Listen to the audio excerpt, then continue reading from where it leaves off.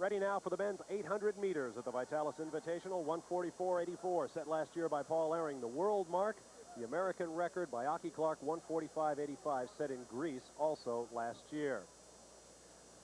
This is a 10-lap to the mile track, so obviously 800 meters will be just about 5 laps, and a very, very fast track, keep in mind.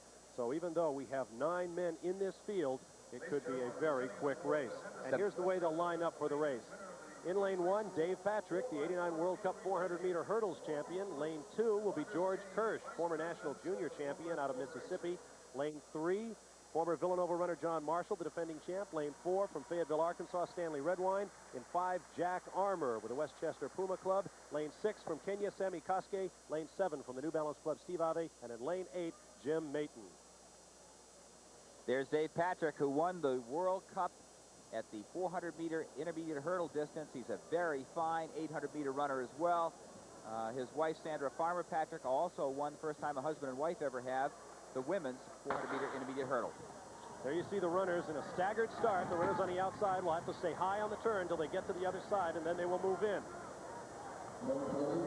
John Marshall taking the lead out, a 1984 Olympian, and the pace is settling down pretty comfortably. We're going to have a group right up there in the lead if Marshall keeps striding like this. Number 4, Marshall wants the lead. In second place, number 6 is Jack Armour, who won at the Millrose Games a week ago. I believe number 1. Let's see who got third position there. A battle for third going on right now. That's George Kersh on the inside right now, taking third in the blue. Dave Patrick all the way back, running in the 8th position. Is that a surprise, Larry? It is not a surprise. Koskei likes the kick, and also Patrick has the speed to do it too. They're out of traffic. Let's see what happens within the next lap to the 2 guys running last and next to last. The leader running for the New York Athletic Club, number 4, John Marshall, former NCAA collegiate champion in his Villanova days. Saw a little pushing and shoving back there. Very fine time, 53.5 by the first 400 meters.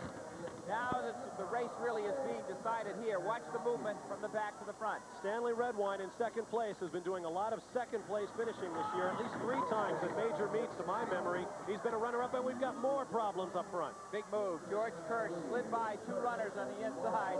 That's committing a little bit of a mortal sin to let somebody get by you on that. Jim Maton moving up in a second. Maton closing very strongly now in second place as number 4, Marshall, starts to fade. Now look at the gap. Kersh opening up.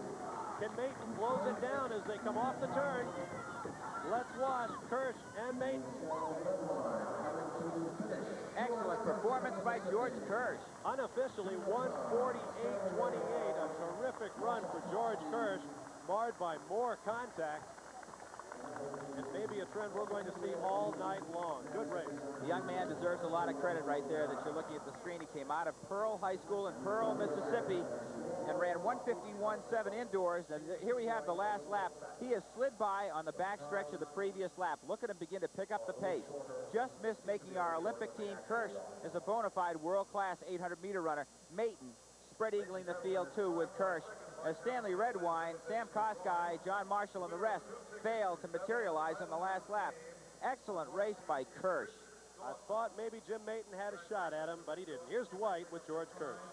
George, is that when you wanted to make your move, or did you not like seeing the way the traffic was developing and you wanted to get out of there? Well, basically, I came in this race and I wanted to take it out. And so I kind of got in the box. And so I said, I guess I'm going to have to use my kick. And I did, so I'll take that any day. Seems to be a lot of jostling out there. Did that bother you? Yeah, it got to me a little bit. Took a little energy out of me. And like I say, I wanted to be out of that traffic before I hit the first quarter, but I wasn't. And so I'm glad what I did today, so I'll take it. Congratulations, you beat a good field. Thank you. Thank you. Come on. There you see the results. George Kersh unofficially 1:48.4 over Jim Maton and Stanley Redwine.